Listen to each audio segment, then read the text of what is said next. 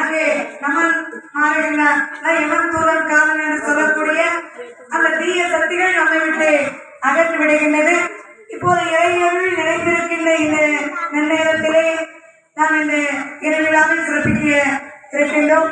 இன்றிடமே மாயவரும் தங்கத்தானே ரத்னமணி போல் வீசும் தானிதனை மாய்மிக போகாமல் தானி வாழ மகா தர்ம யுகம் வாழ மாது வாழ ஏற்றுமதி தர்மம் அது தழைத்து வாழ ஈஸ்வர் முதல் எல்லோரும் இறந்து வாழ சான்றகுல சான்றோர்கள் தழைத்து வாழ தானி மிக வாழ என்று தரித்தார் தானி என்று இந்த விருத்தத்தை படித்து நிறைவேற்றிய உடனே சங்கமணி நாளங்கள் வழங்கப்பட வேண்டும்.